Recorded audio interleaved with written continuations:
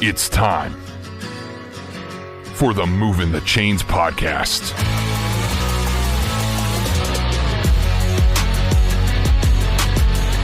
Your home for high school football coverage in the Palmetto State. Every team, every game, every week. And now your hosts, Kevin Thomas and Jerel Hendricks. Welcome in to Movin the Chains, brought to you by Founders Federal Credit Union. I'm Kevin Thomas alongside Jerel Hendricks. We're here for our recap show, brought to you by Folly Row. Jerel, week 0 in the books, man. We talked about it a little bit in our Twitter spaces on Friday night. It was great to be back out there on the grass and turf, wasn't it?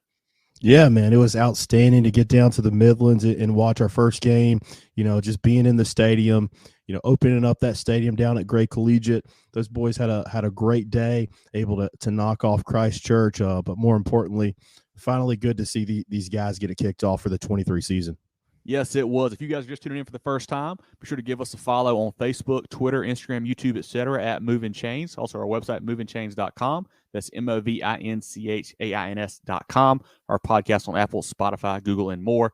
Jerel and I do a weekly recap show. Comes out usually Sunday night, Monday morning. We also do a live preview show on Tuesdays on Facebook and YouTube. Hop in there, comment with us. A lot of fun there. And we also have interviews throughout the weeks and whatnot coming out as well. But, Jerel, you mentioned we were down there in the Midlands. Before we break that game down, let's get a quick word from some of our friends of the program. Take your financial game to the next level with Founders Federal Credit Union. Reach your full potential. Relax. Join Founders today. Visit an office near you or relaxjoinfounders.com to apply. Federally insured by NCUA, member qualification required. Come for the deals and stay for the quality with Folly Row. From polos to Q-zips to hats and more, their moisture-wicking, quick-drying, and anti-wrinkle apparel is the perfect blend of comfort and fashion for game day. FollyRow.com and at Folly Row on social media. Folly Row. Very good polos. Well, we headed down to the Midlands, like we mentioned, to check out Gray Collegiate and Christ Church. The War Eagles opening up their new stadium, hosting the defending 1A state champs. Jerel, Christ Church got the ball first, couldn't really get a whole lot going. He got one first down to punt it down to the War Eagles. And Gray took over at their 5-yard line. You're like, a little bit worried here. They shouldn't have been. First play from scrimmage, 95-yard touchdown run from B.J. Montgomery. Got to the outside, broke a tackle, and sprinted down the sideline. Gray took a 7-0 lead with 9:19 left in the first quarter. Their next possession, Montgomery does it again, a 22-yard touchdown run. They go up 14-0 with 6:18 left in the first quarter. And at that point, we were really worried that it might have been lights out pretty quickly for Christ Church. But those guys hung in there. They fought hard. Their next drive, they don't have a whole lot going, but they get a kind of a late hit penalty there that extends the drive for them. Deshaun Reeder caps it off with a 2-yard touchdown run. They cut it to 14-7 at the end of the first quarter. And you know what? We thought we had a ball game at that point. Yeah, for sure. But, it was quickly shaping up. We got to see it. This is a game where Gray would physically dominate on the lines of scrimmage against Christ Church. Also a situation with B.J. Montgomery, man. He was just lights out this entire game.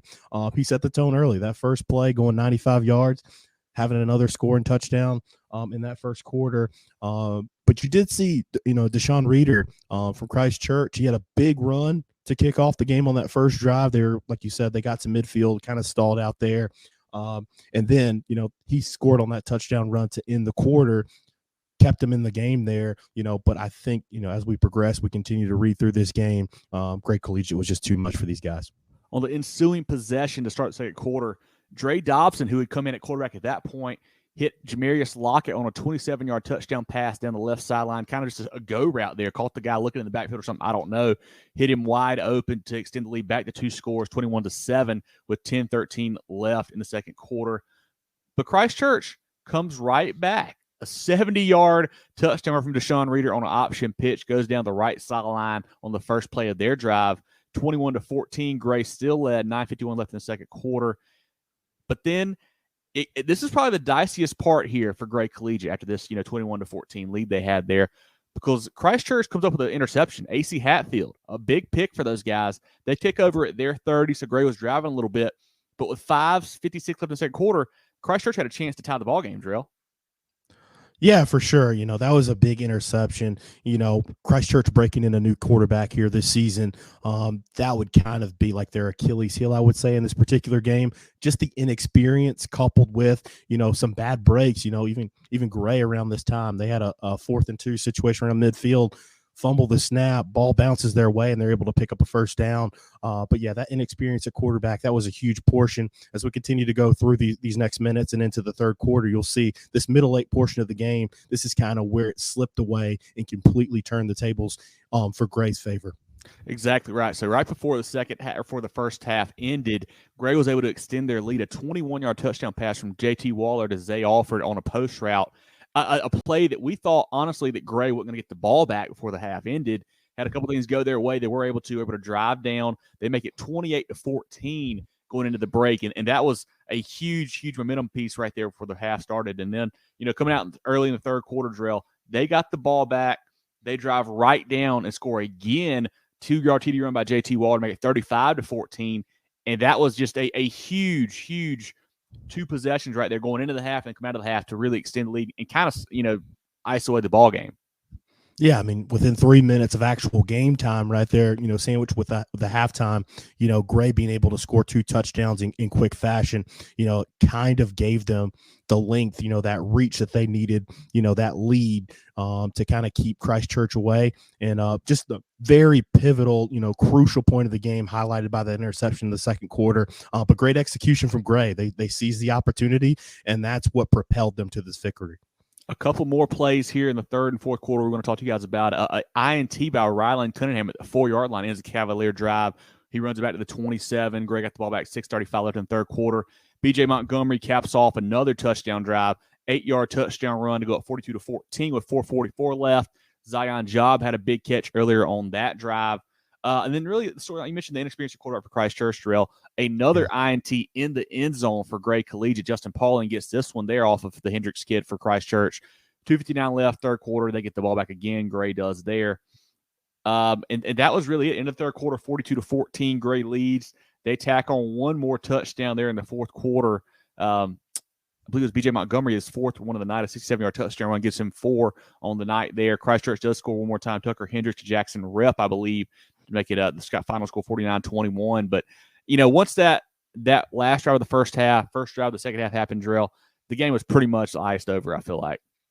Most definitely, yeah. Just down the stretch, Gray was just too much. Like I said, this game was really won in the trenches.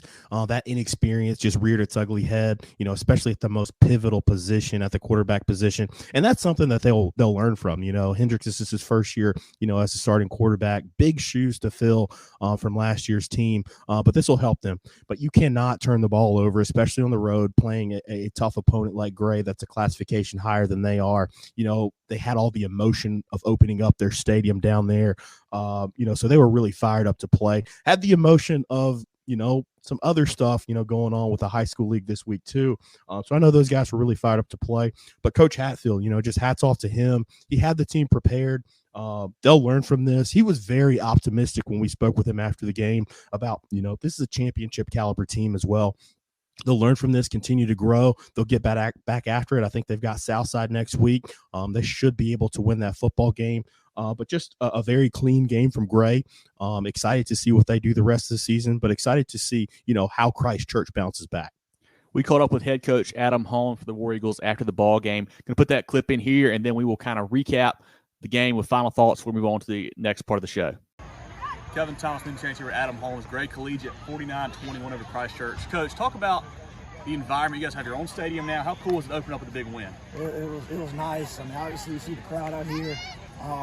Great to honor our first team ever out here that went 2-8. Just pretty special. So glad to have those guys come back here and see what they started all this stuff for us. And we talked in pregame. They were there in our pregame meal, so we thank them for what they did. Good atmosphere, played well, got to clean up a lot of stuff both sides. You expect that in the week 0 game. Good football team over there. Coach Hatfield's a good buddy of mine. He's got them going in the right direction. So I'm just excited to come out, play a good opponent, and have a good win. B.J. Montgomery, a huge game. Starts off with a 95-yard touchdown run. How huge was it to set the tone right there off the bat? I mean, that first one I think went 95. Yeah. After they drive down and we get a stop and put him back. So I tell you, he's a special player, man. You got to watch out for him. He's really had a good off season. He's put on weight. His speed, ran track this off season, really got him better. So to have him really what he did, and we're bringing Caleb back. You know, he had a knee injury, but he ran the ball hard like he always does. But yeah, BJ's a special guy. You know, had two good running backs out there, and he really showed out. Played two quarterbacks tonight, the Waller kid and Dobson. What did you see from those guys? Were you happy with what you got out of them? I mean, both of them really do a good job. You see what both of them bring to the table. You know, Dre, athletically, but, you saw Tyler pull the ball here and there, and that's what's going to really help our run game when those defensive ends want to try to squeeze down, and they've got that option running, and we do some quarterback runs, and then when they suck down and we ran a little play and safety bit down, and we caught one over the top of them right there in the third quarter to kind of get two scores and kind of really open up for us. But just excited to be here in our stadium and open this thing up. Be right back here next Friday night against Crestwood, a really good football team. Hard to see them on film, so we're going to have our hands full. I was going to say, Javion Martin, really a great athlete there. What kind of challenges he perform or put in front of you guys? He just does a lot. You got to expect him to run it, throw it. I'm sure, just a great athlete. So offensive line, they're big on both sides of football. Got some athletes out wide. So like I said, we're going to have to come and have a whole lot better week this week to play those guys. Coach Adam Holmes, great Collegiate, 49-21 over Christchurch. Congrats, Coach. Appreciate you, man. Thank you. That was head coach Adam Holmes after Gray's 49-21 win over Christchurch. Jerel, it was really, neat to see that game come together. A lot of times you don't see two bigger schools and, different classifications play each other. But him and Coach Hatfield are really good friends. I'm glad they're able to get that kind of pulled off there and play down in the Midlands and open up Gray's new stadium. But both teams are going to be very competitive in their class. Christchurch is going to be one of the toughest teams in 1A. And this Gray team, I knew they were getting a lot of hype going into the year. They were really impressive to me, not just offensively with Montgomery, but the defensive side of the ball too. I thought they really shined. Yeah, they got some studs. Like I said, they won that game up front. They were just continually getting after it. But they were, fast and physical on all levels. Gray, their linebackers played outstanding. The secondary played great. They got some young talent, on that secondary that was able to show up and just continually, force Christchurch into those bad decisions. But Gray's going to have a great season. Christchurch is going to have a great season as well. Looking forward to following both teams throughout the season. Just want to say thanks one more time to the folks down there at Gray Collegiate. Coach Holmes always been really nice to us. Did a great job getting us set up down there. Great talking to him before and after the game. Same thing with Coach Hatfield over at Christchurch. Love talking to him before and afterwards. Same thing with Coach Ramey over there. A lot of good folks on both sidelines there, so really enjoy getting in there for that ball game. But, Jerel, let's take a look now at our games of the week brought to you by Kona, if you've got those scores over there for us. Yeah, I got to pull it up. The first one's a big one, Kev. It's a game that we considered going to, and that was South Point traveling over to Spartanburg. The Stallions are able to, get away with a win, kind of taking a page, out of last year, starting off the season strong against Spartanburg. But they win that game 16-14. This was a, just back and forth battle. But that Stallion defense, put the clamps on Spartanburg. This is a team in Spartanburg that we've heard great things about. Coach has been really high on them, that they're a state championship caliber team. But South Point comes down from Football City, USA, and gets the dub. And I believe South Point had a couple INTs early in the game to kind of, be able to grab an early lead. Spartanburg figured it out a little bit later, and I think in the second half they scored a couple touchdowns there to make it close, had a chance late. But hats off to Coach Collins, another team that's not scared to schedule anybody. Another really big win to start off the season here. Yeah, they had, I think it was 10-0 at halftime. South Point kind of controlled this game throughout. Had a big, fourth quarter stop with 2 minutes after, Spartanburg had a big special teams play to get back in the game. Just showed the resolve from the Stallions. That region, I think that's region 6 and 4A, man. They just continually get better. Spartanburg will bounce back. They're a great team, but they'll have to get after it, pretty quickly. I think they got Dutch Fork next week. That's going to be 2 winless teams going into week 1. So it should be a heck of a ball game. But moving on to the next one of our games of the week as well. Camden and Myrtle Beach, another game we considered driving down to, which I'm glad we did not, because Camden puts the smackdown on Myrtle Beach. They win this game 43-0. I think this game was 0-0 after the first quarter, and then Camden just leaning on that senior quarterback Grayson White there. Just in that defense. We'll talk a little bit more about that. But Camden wins 43-0. Like you mentioned, 0-0 after 1. I think Camden scored 30 in the second quarter, Jerel. The first quarter, very competitive. I know both teams had some turnovers. Myrtle Beach was hanging tough. I think they had they blocked a partial punt as well, something like that. But then the turnovers from Myrtle Beach just got worse. I think Gibson Goodrow threw 4 picks. I think they had 5 overall in the first half. I know he's a first-year starter, but still tough to see that there. out of the Seahawks. I do think they will get better as he gains more experience. We really like the running back Malachi Washington. He's a really good player for them. They got some good guys outside of Malachi that are good players as well. But Camden, man, they're the real deal again. Super impressive performance by their defense after losing McLeod and Jones last year. I think Jordan Krim had 2 or 3 picks at corner for those guys. It's just next man up for Camden on the defensive side of the ball, it feels like. Yeah, I got to echo that sentiments, man. We know the guys that they have on offense. These are guys that have been players for a long time, 3 and 4 year starters, the quarterback position, receiver, running back. But that defense, man, to pitch a shutout, go on the road first game, battle through some adversity early in the game, that you don't really see that very often. Heck of a ball game from Camden. Hopefully Myrtle Beach can regroup. But the next one, we had Oceanside Collegiate versus Louisville. Oceanside wins this game 24-7. Louisville's only score is on a pick 6, man. That is a high-powered offense. Coach Bulware and those guys really high on that team. But Coach Wilkes and Oceanside, they came to play some defense. Edward Reidenbach had a really good game. Good to see Oceanside get out the gates hot this year.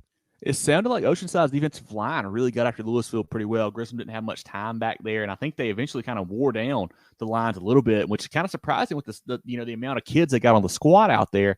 But Louisville's going to be fine, I think. But Oceanside, this is a statement win for those guys. Obviously you expect them to win being a 2A school over a 1A school, but just in very convincing fashion over one of the 1A favorites in Louisville. Big time win for Coach Wilkes and the crew. Yeah, I think it's a more testament to that Oceanside defense to hold this prolific offense to 0 points in this particular game is quite the statement. Ben Britton and those guys must have really got after it, but that final is 24-7. And Kevin, moving on to our SCSA game of the week, we had Buford Academy facing Pinewood.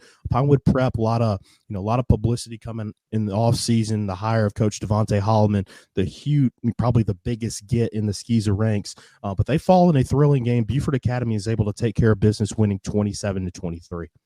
Buford Academy is really, really good. That's back-to-back weeks now. They've beaten a 4A team in Trinity and then a 3A team in Pinewood Prep. I think they've quickly become, obviously Williamsburg, was a 2A champ last year, but it's hard not to think that Buford may be the favorite now in that class. That's a huge win over a pretty good Pinewood Prep team. We know what Coach Shuford has done at Thomas Hayworth. Going to Buford now, he's done a really good job, obviously, so far. The quarterback has played well for them. The running back has played well for them. Buford Academy, they are on quite a roll, and there hadn't been a team, obviously not many teams. Nobody's played 2 games except for those guys, but both their wins have been really, really good and really impressive so far. Quite the statement for Buford Academy again. That game 27-23. I'm going to go through these games one more time. Our games of the week this week. We had Gray Collegiate over Christ Church 49-21. South Point knocks off Spartanburg 16-14. Camden goes to Myrtle Beach and wins 43-0. We have Oceanside beating Louisville in a defensive battle, but they win that game 24-7. And our SCSA game of the week, Buford Academy 27, Pinewood Prep 23. Kevin, let's move on to the rest of our pick'em games. Each week, our pick'em's provided by Hannah Engineering. If you have not, signed up to be a part of our pick'em contest, do so. Even if you miss this week, we dropped the lowest week, so it won't affect your final score. So be sure to do that. But the rest of the pick'em games we had this week, first one, Ridgeview and Blythewood. Some blood was boiling in this one. Tense matchup, a rivalry game, some teams that really wanted to get after each other. But Ridgeview's able to win this game 32-21. Big performance from some new players there for the Blazers. Quite the statement for them. I think Ridgeview is on the way up, and we really had some question marks this offseason, but really excited what Ridgeview is going to do this year. Really impressive. You lose 3 D1 wide receivers, and you find a guy who's going to catch 3 TDs in week 0. So pretty impressive how that works out. The offense looked great. Defensively, holding Blackwood to 21 is a pretty solid performance as well. And I tell you, I do want to give a shout out to the crowd there. I saw some pictures from that game. Huge crowd, packed out. Great rivalry matchup there between the Bengals and the Blazers. And hats off to Coach Howard and those guys. Big time win for Ridgeview. Yeah, I saw a tweet from Coach Burris, man. He said that wide receiver room at Ridgeview is going to be all right. They lost those guys, and he was right, man. That's a big-time win for them. I think they got another tough test next week, but a great way to open up their season. The next one, huge matchup. Greenville against Dorman. Red Raiders were able to win this game 34-21. Greenville just loaded with offensive talent, but also were able to get after it on the defensive end. Mazio Bennett made some big plays. They're rotating some quarterbacks at this point. I thought Bryson Drummond was the guy, but apparently not. Coach Porter is going with a 2-quarterback season, but a big win down in Serene for Greenville. Yeah, that was my key takeaway was what they're doing at the quarterback spot. Very interesting to hear that with Picklesheimer and Drummond kind of rotating right now. Drummond played really well last year, it felt like, so we'll see how this kind of shakes out. But Mazio Bennett, very talented player, obviously going to South Carolina, had a big game for them. Defensively, they gave up a couple later scores to Dorman there to kind of let Dorman get back in the game, but I felt like Greenville pretty much controlled this game throughout, it felt like, Jerel. Oh, for sure. But moving on to a couple more teams that we're going to be talking about a lot throughout this season, and that's Lexington facing West Florence. Lexington's able to win this game 17-7. Coach Dustin Curtis, his debut with his alma mater at Lexington, just able to completely shut down that West Florence offense and just get some timely scores and able to just outlast West Florence for this victory. I believe the Knights didn't score until like a minute and 2 seconds on the clock, something like that. So really great performance from the Wildcats defensively. If you guys like running the football, this is probably the game for you. Coach Generette and Coach Curtis love to do it out of a more traditional set than what some of these other guys do. But, yeah, they do a great job there. A lot of ground and pound on both sides of the ball. But two really good football teams. Very impressed with what Lexington did defensively. That was what really stood out to me in that ball game. But Coach Curtis has those guys rolling early. Yeah, we know Lexington, man. That's, if they're going to follow the game plan of Coach Curtis, it's going to be run the football and play some great solid defense. And that's what they were able to do in getting this big win. But for some points, the next game, Silver Bluff and South Aiken, man, this one raised some eyebrows around the state. You got a 2A team facing a 4A team. Does not matter. Coach D'Angelo Bryant and his Silver Bluff squad is able to knock off South Aiken 34-31. That's impressive in itself, holding to that South Aiken backfield to 31 points. Silver Bluff, though, man, they got some absolute studs. They're a team to look out for this year. I really thought that both these teams were pretty good going into this ball game, but I thought South Aiken would just win because, 4A, a little more depth, whatnot, early in the year as well. More established quarterback and running back than what Silver Bluff was bringing back. But Mackenzie Atterbury, big game for Silver Bluff. Same thing with Fuller, had a big game offensively and defensively, I think, there for the Bulldogs. And, Coach Bryant, those guys were young last year, came on strong at the end of the year. They continue to roll. That's a huge win there over a very good South Aiken team. I think it's still a pretty good football team. Yeah, for sure. I think South Aiken is a good team. And we saw Terrence Smith, getting it done through the air along with his legs. I mean, this is an all-state quarterback at South Aiken, so he had a pretty good performance. But that just shows how good the Silver Bluff team is. That's a statement win for them, putting the rest of 2A on notice. And then, like you said, Mackenzie Atterbury stepping in there, for Malik Williams, who had been the starter for 2 or 3 years, seamless transition, able to take care of business in his first start there. So that was really awesome to see. But the final game we had, and this might have been the biggest shocker, could be one of our upsets of the week, and that's Broome beating Powdersville. They win that game 22-21. Maybe a little controversy with a potential turnover in this game. Nonetheless, Broome goes into Powdersville, the defending 3A upper state champions, and win that game 22-21. I would have loved to have been at this game.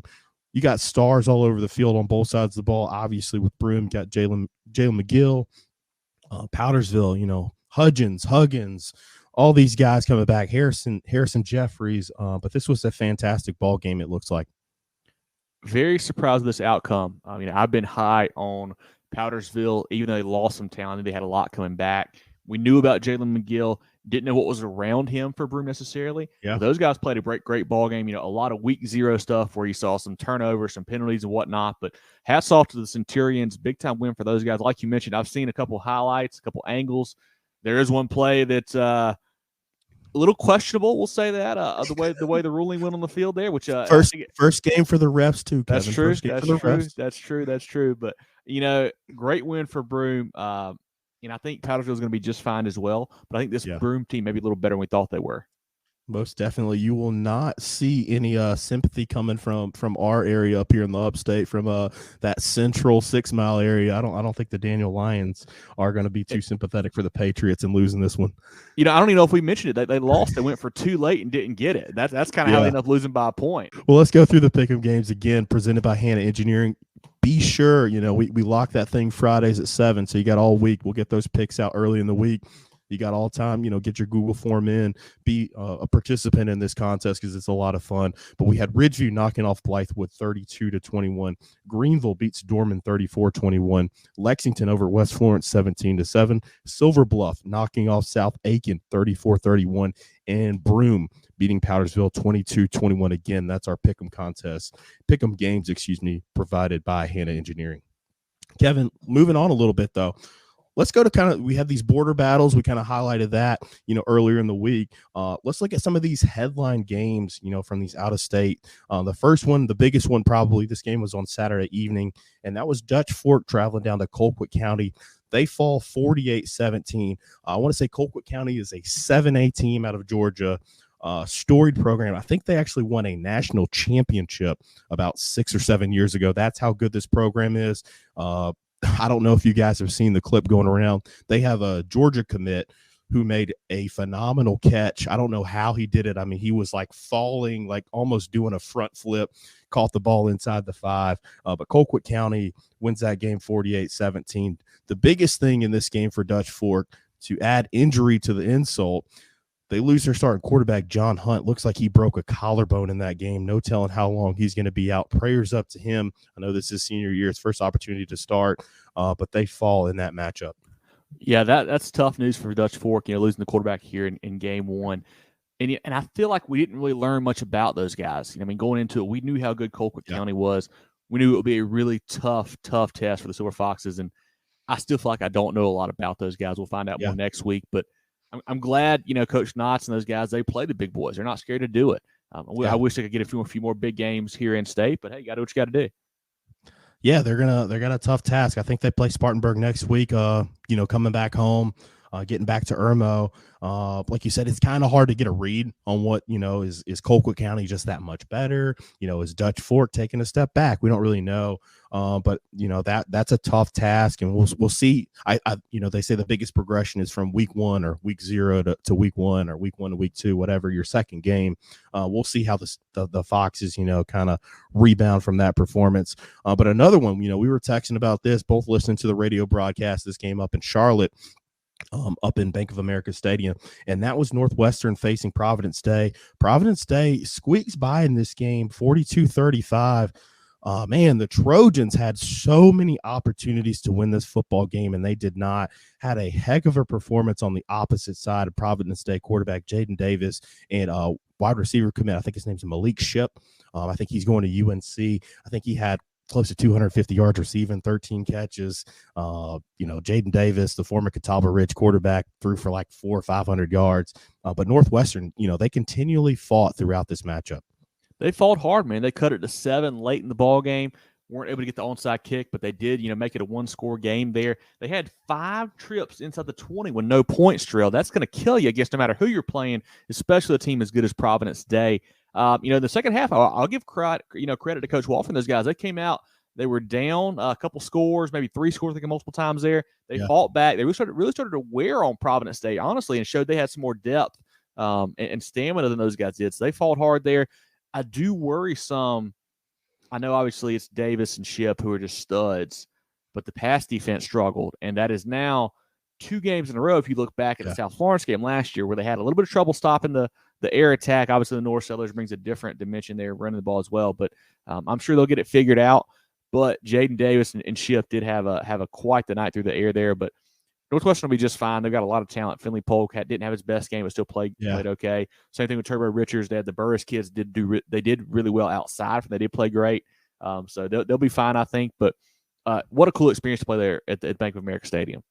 Yeah, the inaugural game there, high school contest in that stadium. So, I just the biggest takeaway that I had, like you said, that second half, they just continually fought. Like, it often gets overstated when you talk about sports, like that never quit attitude. But you could definitely see that, Coach Walford there does a phenomenal job. These guys expect to win football games every time they step on the field, no matter the opponent. I mean, that Providence Day team is just littered with, front end talent. I mean, they got a junior and I think it's David Sanders. Sanders, he's the number 2 recruit overall, for that class. So it just shows how good they are. They fall though 42-35. But a big winner we did have, the Burns Rebels, man, they showed up and showed out. They knock off Huff 24-9. This is a game where, defense, man, that Burns defense was just completely stifling the entire game. I listened to a little radio broadcast. I caught most of the second half on the video broadcast. Had an incredible play. That's another one that you guys need to get on social media and go see on a pick six for the Rebels. But they played well. Quarterback play was also very good for them as well. That was their biggest question mark coming into the season. How would they adapt with a new quarterback? But the Rebels are for real. They looked very good in their opening performance. The defense was awesome. You mentioned it. They didn't give up hardly anything last night. Played really well. Stevens played great at quarterback. The young running back Trey Segura, I think he may be a freshman. Had a couple touchdowns. Played well. They're moving to R.J. Livingston, who was a really good player last year for them at running back. Focusing a little bit more on linebacker this year. So we'll see if he gets any run later in the year. We'll see. But Segura looked really good for them. Obviously, about Weaver and Bomar and Landrum, what those guys can do. But huge win for Burns. And on top of that, Jerel, how about this? That was the only team out of Region 2 5A to win this weekend. How often can you say that when you look at Dorman, Spartanburg, Gaffney, and Boiling Springs all losing? Burns goes and gets a win there for the region. Yeah, I didn't even think about that until you just said it. Like, that just dawned on me. But yeah, I mean, the Rebels just took care of business. I was extremely impressed to see how good. The biggest takeaway, though, I will say, in watching the actual video, speed. Man, they have speed all over the field on both sides of the ball. They have some really talented young guys. And just they were just getting after it on both sides of the ball. But those boys are fast, man. But going to the next one, and this was a shocker in these border battles. That was Gaffney facing Crest. Gaffney falls 44-38. Gaffney kind of got exposed on defense in this one. Crest has a pretty dynamic quarterback, but you can definitely tell those losses that they had on the defensive side of the ball in this football game. Offense looks pretty good. I think McDowell had a big game for them, as well as Riley Staten. But on the defensive side, man, a lot of question marks in falling to Crest. And this is a Crest team. I want to say Daniel played them in a jamboree a couple weeks ago and handled them, pretty easily. So I was surprised by this final outcome. I do believe Clay Cook is still out on defense for Gaffney, but they still have a lot of names, on that side of the ball. Surprisingly, they didn't play a little better, I felt like, on defensively. They took some bad angles, missed some tackles and whatnot. And, I mean, they had a hard time with that quarterback. The Husky kid could run around pretty well, extend plays. They were losing contain a lot. They couldn't get him. And he was really the key to that Crest offense, it felt like. You mentioned it, Gaffney looked fine on offense. 38 points is fine, tons of yards and whatnot, but they just couldn't stop those guys when they had to. We've got an article coming out from that game from our intern, AJ Lee, here in the next day or so. Check out that about that. He was at the ball game. But a big surprise that the Indians didn't play a little better on the defensive side of the ball. Yeah, and this is a thing, we've harped on it all off season. These non-region games, these out-of-state games, they're competitive. You want to win. No one plays to lose, but in the grand scheme of things, they don't really matter. And this is a Gaffney team last season that we saw get off to a slow start, and it's just a testament to their program and their coaching staff. They're going to get better from this. Gaffney, we saw them the first 3 or 4 weeks of last season, and we're like, man, this team's toast. And they ended up hosting, the 5A Upper State Championship game. So they'll definitely regroup. They'll get better from the tape. They'll have a good week of practice and get after it in the future. But those are the out-of-state headline games that I wanted to go over. Kevin, I know you had some stats on these border battles that you wanted to highlight. Yes, it looks like South Carolina took down North Carolina 3-2 in the 5 ball games there, and then the Palmetto State won 4-3 over the state of Georgia. So hats off to the Sandlappers there, man. Great weekend for us. Cumulative, we were 7-5 against the other two states. So great to see that. We always kind of get overlooked, it feels like, in high school football, but we got some boys who can play some ball here too, Jerel. Yeah, for sure. Thank God for aggregates, right? So luckily some of these other teams, the games we just talked about, we went 1-3. Some of these big marquee matchups, but the rest of the boys were able to take care of business, and we'll go through some of these other scores around the Palmetto State in our next segment. Yeah, let's get a quick word from our friends, and we'll get back into some football scores. Take your financial game to the next level with Founders Federal Credit Union. Reach your full potential. Relax. Join Founders today. Visit an office near you or relaxjoinfounders.com to apply. Federally insured by NCUA, member qualification required. Come for the deals and stay for the quality with Folly Row. From polos to Q-zips to hats and more, their moisture wicking, quick drying, and anti-wrinkle apparel is the perfect blend of comfort and fashion for game day. FollyRow.com and at Folly Row on social media. Folly Row. Very good polos. Carolina Orthopedic and Neurosurgical Associates, KONA, offers the most advanced training and experience in orthopedic surgery, neurosurgery, sports medicine, and pain management in the upstate. 3 convenient locations in Spartanburg, Duncan, and Greenville. Go to kona.care to learn more. All right, Kevin, let's go through the scores from the rest of the Palmetto State. Always join us on Twitter, X, whatever it's called now. We do Spaces every Friday after the game, typically between 10:30, 11 o'clock. Be sure to check us out. We'll be in there. Jump in there. Tell us about the game that you were at. Tell us maybe some scores that you've seen. Maybe you weren't at that particular game, but be sure to join us after the game on Fridays. We'll be driving back probably from somewhere in the Palmetto State. Love to hear, have the interaction. Kevin, we had usually about 20 people at least in the space at all times. We'll have some coaches jump in. I know you've been working on that. We'll have radio broadcasts. I know Rob Brown likes to jump in. Our friends at Southern Sports Central like to jump in. So be sure to do so. Yeah, always a lot of fun, man. It's great the more interaction we can get. We had folks last week from Fort Dorchester and Somerville hop in, and then Clinton, obviously, and Greenville, and just all across the state. So definitely hope you guys can join us and talk some ball with us on Friday nights. Awesome. Let's jump in these scores. If I say duplicates, it will be fine. We'll go over it. It's our first recap show. But let's go ahead and jump in it. Had Berkeley knocking off Timberland 36-32. Man, that was a closer game than we expected in Coach Lodge's first appearance, but the Stags are able to get the win there. TL Hanna beats Bowling Springs 34-26 in a close one. We had Cane Bay knocking off Beaufort 29-10. That's a surprise for me. Obviously Beaufort replacing a lot of pieces there from last year's state title team, but Cane Bay we had heard good things about in the offseason, and it feels like they're for real, man.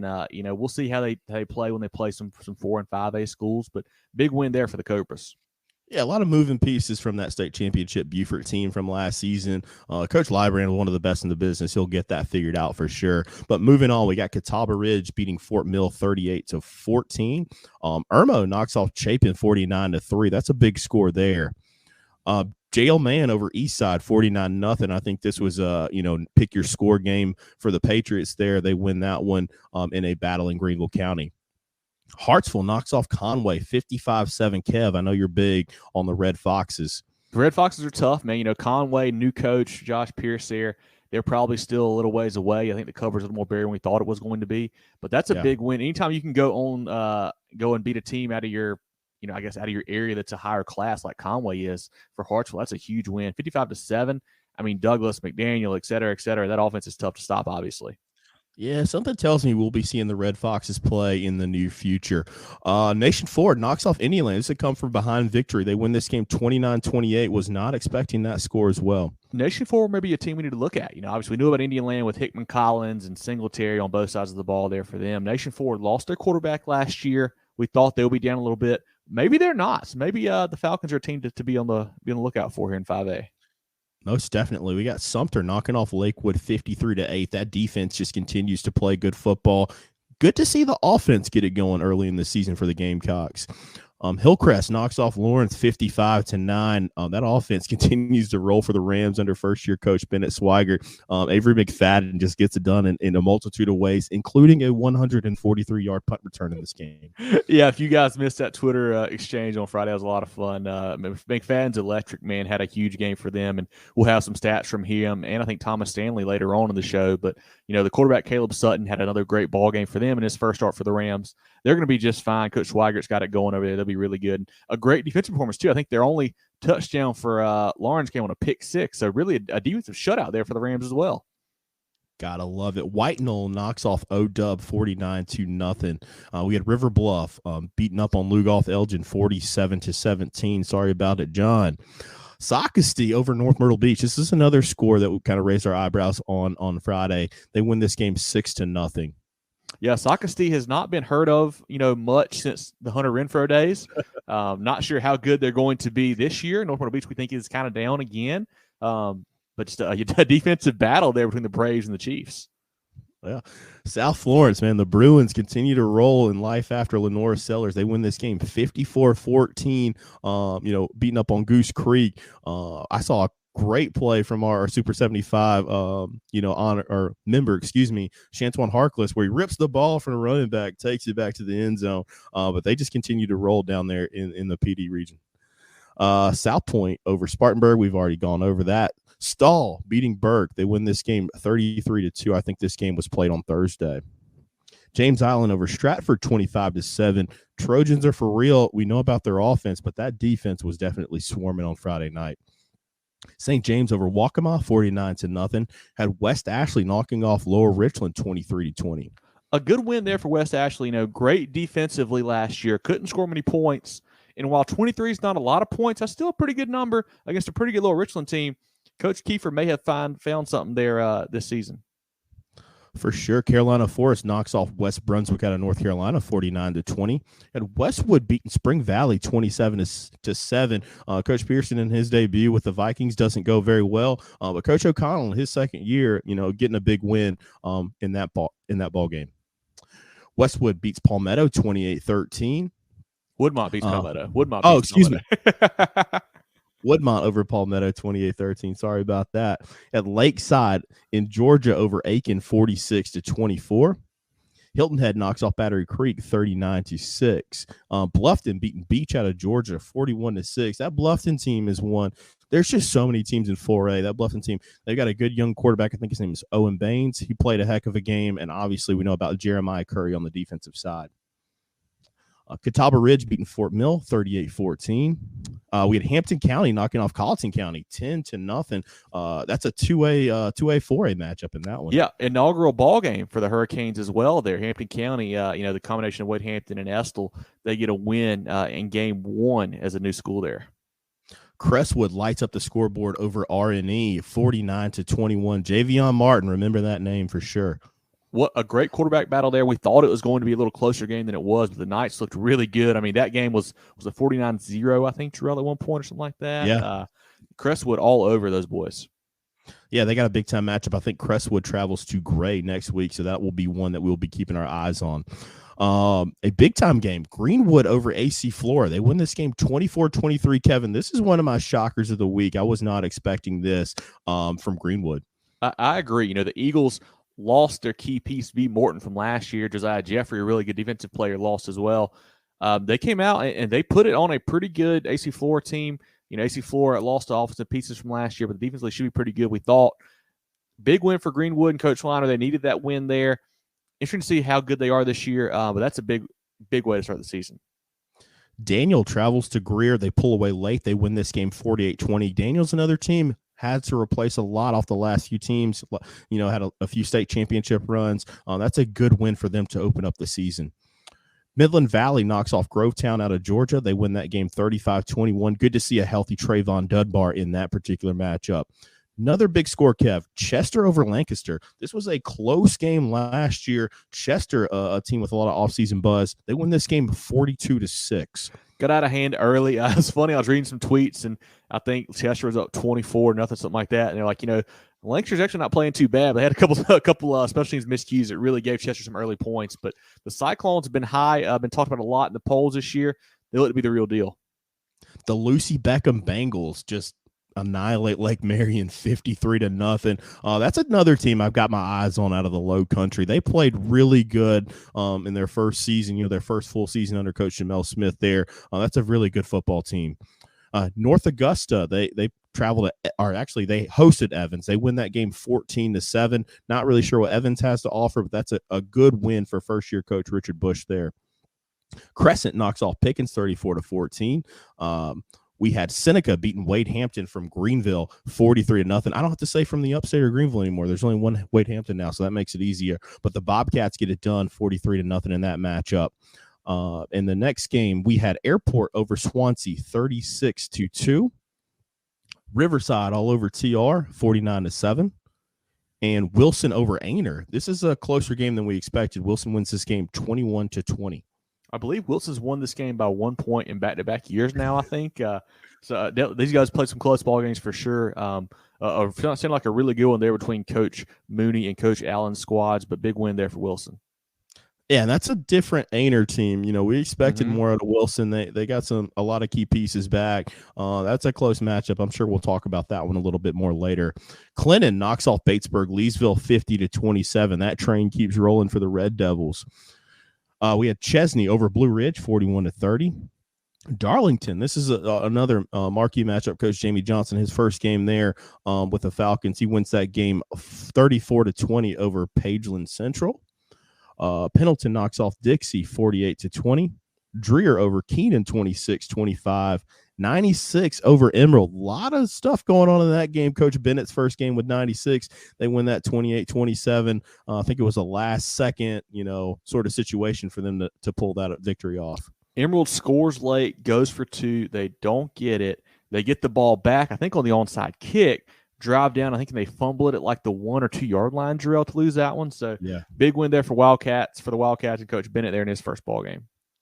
Hanahan off the back of a huge performance from Kevon Rivera. They win that game 45-34, spoiling the homecoming of Bradley Adams. Could not get Bradley Adams out. But Hanahan wins that one 45-34 over Georgetown. Loris beats Green Sea Floyd's 40-0. I believe the Lions go up 40 yards of offense to Green Sea Floyd. It's a great defensive performance from they had a great defense last year, lost some pieces I thought, but maybe they just reloaded. So we'll see how good Coach Mance's squad is. In a SCSA high school league matchup, we had Lawrence Manning knocking off Lake City 21-20. Liberty knocks off Carolina 28-20. We had Manning over Kingstree 24-8. North Charleston defeats Military Magnet 20-0. We have Philip Simmons beating Andrews 52-28. That was a very interesting football game. Next game is Newberry over Union County. They win at 49-27. St. James in a very statement type win. They win against Waccamaw 49-0. We have Fountain Inn winning their first game in program history over West Oak 28-0. And moving on to 2A, we have Abbeville McCormick. Big A just continues to roll. They win this game 65-12. Blacksburg beats Beaufort 42-15. Another one that raised some eyebrows, but I think it's a Blacksburg team that went 0-10 last season. So good to see them get the victory here. Yes, no doubt about it. Did not win a ball game, but under the official new head coach, obviously he was the interim last year. Big win there for Blacksburg. C.A. Johnson knocks off Columbia 32-2. We have Fairfield Central over Carvers Bay, 41-0. Chesterfield beating Lee Central, 32-6. We have Bamberg Earhart knocking off Edisto, 41-6. St. Joseph's beats Fox Creek, 42-0. Latta big over Mullins, 49-12. Liberty knocks off Carolina, 28-20. And we have Saluda over Mid Carolina, 42-10. In a game that was played on Thursday, Marion squeaks by Lakeview 28-18. It's a Marion team that we thought there would be a wider gap in that performance. They had 4 rushing touchdowns from the quarterback there in that performance. Yeah, big win for Marion. We thought it would be a wider margin, but those boys were down early and came back to win a ball game. Maybe that's what they need to kind of build some resiliency heading into the playoffs. Pillion knocks off Bethune-Bowman 22-8. We had Porter Goud beating Bishop England 35-31. Ridgeland Hardyville over St. John's 27-12. Let's see. We had Barnwell beating Wilson Elko 40-0. I think that game was also played on Thursday. Ware Shoals over Whitmire 38-28. Excuse me. Augusta Christian knocks off Ridge Spring Minetta 34-18. And we have HKT over Scotts Branch, 56-0. Lamar blanks Hemingway, 43-0. Heathwood Hall over Great Falls, 42-6. Hannah Pamplico lights up the scoreboard, scoring 57 in their victory over McBee, 45. That was a pretty high scoring game. I would love to minute that one, Kev. Yes. The Poston kid and those guys there at Hannah Pamplico can really get it going offensively. And can they stop anybody? That's the key this year.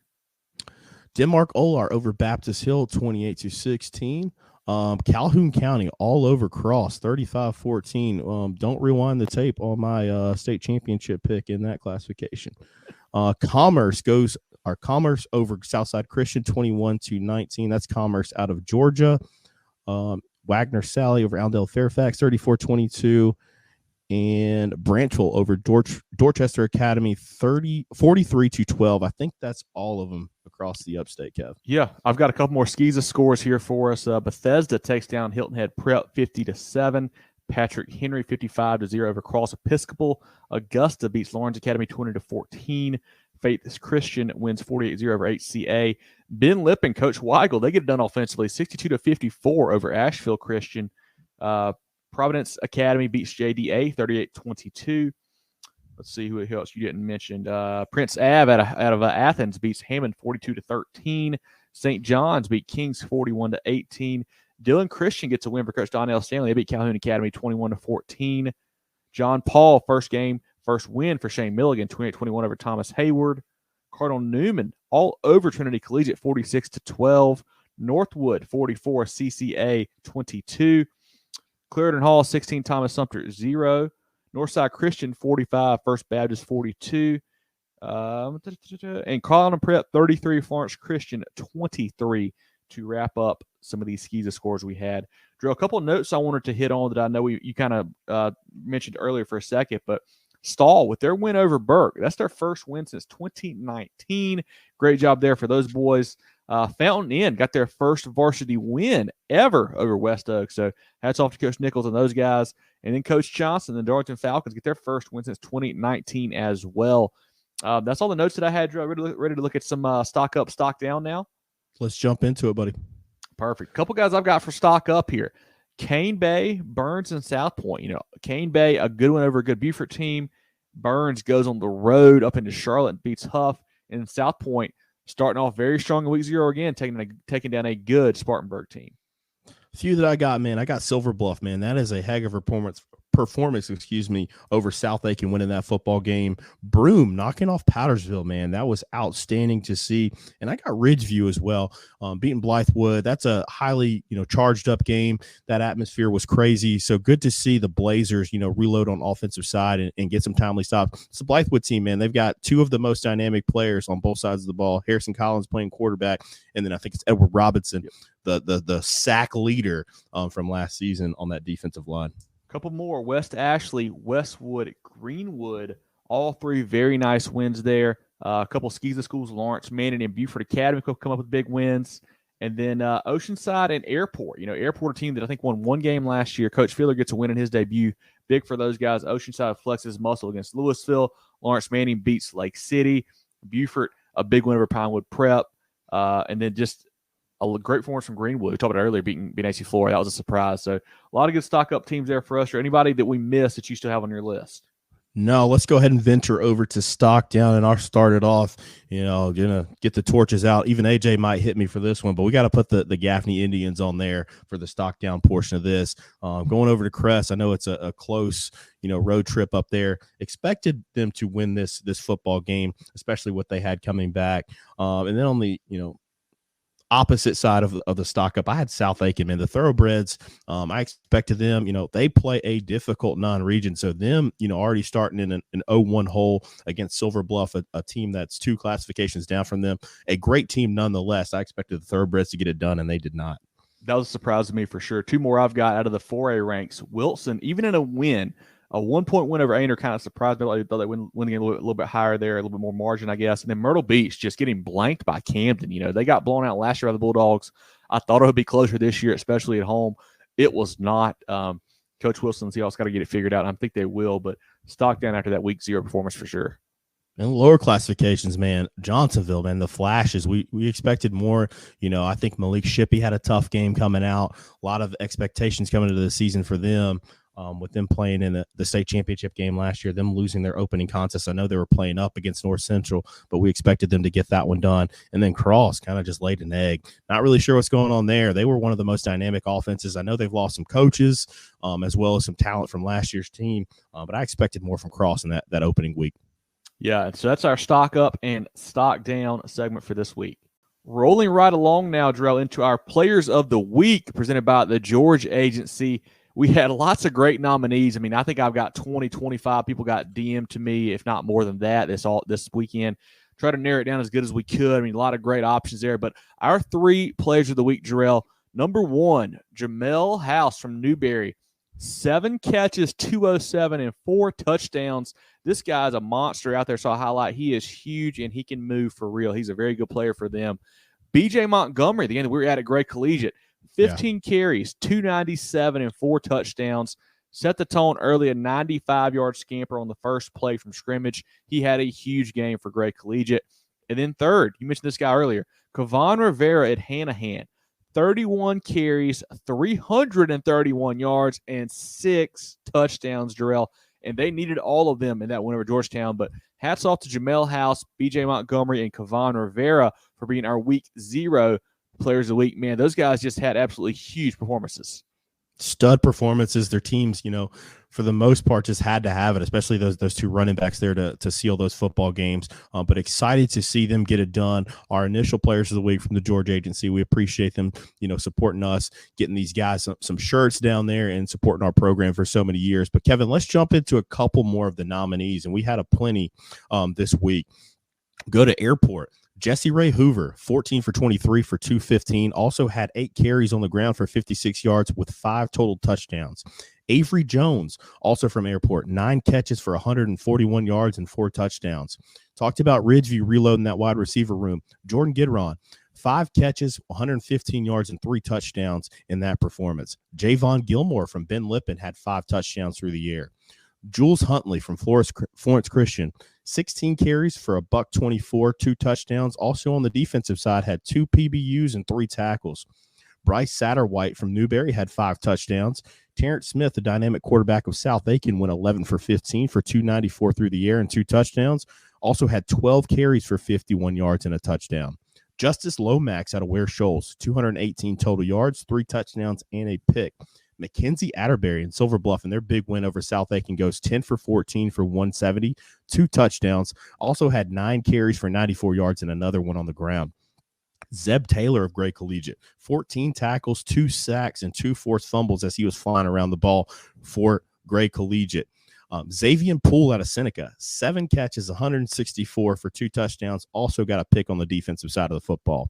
Henry Rivers out of Berkeley. This is a kid that we're going to be talking about for a few years, Kevin. 207 through the air, 4 touchdowns and 41 rushing yards and a touchdown. Jacob Adams, getting the specialist, giving them some love out of West Ashley, had a 45-yard punt average, 3 for 3 on field goals, including the game winner in that football game. They won that game 23-20. Thomas Stanley out of Hillcrest, 10 carries for 132 yards and 2 touchdowns. Avery McFadden, just Mr. Do-It-All for the Rams, has 3 catches for 50 yards and a touchdown. Gabe Cusack, using his legs for Marion, goes 178 on the ground with 4 rushing touchdowns to win that ball game over Lakeview. Jakari Bennett for Daniel, 10 totes, 135 yards, 2 touchdowns, 2 catches for 41, and another touchdown. Ethan Anderson, light work, just in the first half, goes 15 of 20 for 6 touchdowns. Jordan Sink out of Woodmont, 17 for 24 for 227 and 2 touchdowns. And Jaden McDowell, the dynamic running back from Gaffney, has 20 carries for 142 yards and 3 touchdowns. One more I forgot. Jordan JoJo Krim out of Camden had 2 picks in their win over Myrtle Beach, Jerel. But, appreciate you guys shooting us these nominations. It's a lot easier when it gets sent to us. We have a hard time finding stats for some of these teams. So if you guys know of a player who has a big week or, you know of a coach who sends out a stat list, get it over to us if you can. DM us on Twitter or on Facebook or Instagram or send us an email or whatever you want to do. We'd love to get those stats. Love to recognize these kids each and every week. We had a lot of great submissions this week, Jerel. But hats off to Jamel House, Kevon Rivera, and B.J. Montgomery on being our Week 0 players of the week. Let's get another quick shout out to our friends of the program, and then we'll kind of wrap up here and get out of here for week 0. Take your financial game to the next level with Founders Federal Credit Union. Reach your full potential. Relax. Join Founders today. Visit an office near you or relaxjoinfounders.com to apply. Federally insured by NCUA, member qualification required. Come for the deals and stay for the quality with Folly Row. From polos to Q-zips to hats and more, their moisture-wicking, quick-drying, and anti-wrinkle apparel is the perfect blend of comfort and fashion for game day. FollyRow.com and at Folly Row on social media. Folly Row. Very good polos. The George Agency has been serving the insurance needs of South Carolina for over 40 years. They're a full-line insurance agency concentrated in employee benefits and health insurance with an office in Mullins and Murrells Inlet, but they can help you all across the state. They have clients in Greer, Rock Hill, Columbia, and more, so wherever you are, they can help. Give Bradley, Wayne, Richard, and the crew a call or check them out online at thegeorgeagency.net. That's thegeorgeagency.net. As we wrap up today's Folly Row recap show, Jerel, we've got our Folly Row question for you. What was your key takeaway from week 0 here as we end the show? Biggest takeaway, man, I would have to say it just keeps sticking with me, man. And this is a game that I picked wrong in our pick'em contest. So, Coach Brian, if you're listening, I messed up. Silver Bluff beating South Aiken. That one's sticking with me. You know, it was strength on strength in that football game. You know, just seeing Silver Bluff get that done and win that game going up 2 classes. They kind of, you know, by their standards, I would say that Silver Bluff didn't have the season that they expected last season. But jumping out of the gates early and winning that football game, just really sticking with me throughout this broadcast and over the weekend, man. I'm really excited to see what they do the rest of the season. But Kevin, what's the biggest takeaway for you for, you know, week 0? I think it's kind of a combination of, one, that there's a lot of really talented players and coaches across this state, and that there's kind of branching off of that, there's a lot of parity. You know, we talked about teams like Darlington and Fountain Inn and Stall who are getting their first wins in multiple years, if not first win ever. So those programs are hopefully on the rise. And then just kind of parlay that into what we did against the other states, you know, beating North Carolina 3-2 overall in those ball games, beating Georgia 4-3 overall.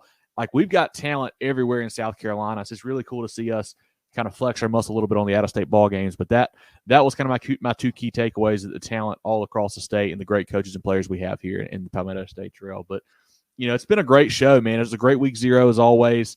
If you guys are tuning in, check us out on Facebook, Twitter, Instagram, YouTube, etc. at Movin Chains, website movingchains.com, podcast on Apple, Spotify, Google, and more. Movin the Chains brought to you by Founders Federal Credit Union. Joe, anything else you want to harp on as we roll out of week 0 into week 1? I know we'll have a lot of good stuff on our preview show on Tuesday night on Facebook and YouTube. Hope you guys tune in for that. But anything else you want to go ahead and, you know, bring up now as we get rolling into here, I guess, the first full slate week of ball games?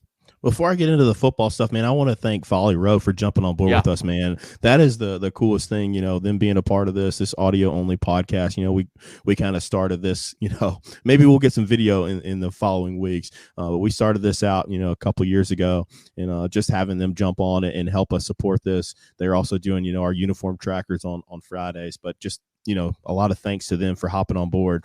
But just really excited, man, to go into week 1 to where we'll see, you know, mostly everybody play. And that's what I want to see. You know, a lot of the teams that weren't able to suit up this week 0, they're going to have to change the name. They're just going to have to make this week 1 at this point and then just have 11 weeks throughout the season, you know, maybe start giving some buys out or something. But just excited to see next week, see, you know, how the teams respond that didn't have the weeks that they normally had, and then see how these teams, like you were mentioning with the Folly Row question there, you know, how do they handle success? You know, I played on some bad football teams when I was in high school, and you know, we would win a game and then we didn't know how to handle that success. You know, so seeing these programs, you know, first win in years, like how do they make that next step, you know, going forward? Do they continue to roll, or do they, you know, kind of get fat and happy after that first win? But just excited, man. It's so much fun, you know, actually, you know, being back on the turf, watching these teams play, watching these coaches coach, and then watching these kids get it done on the field. No doubt about it, man. Excited to get our stuff going on social media this week with our teams of the week tomorrow, our games of the week on Thursday and whatnot, our stock up and all the things like that. So check us out on social media. And Jerel, you know, there's a lot of great options for ball games this week too. We're not sure where we're going to go yet. So if you guys have a suggestion, feel free to hit us up with that on Twitter or Facebook or whatever.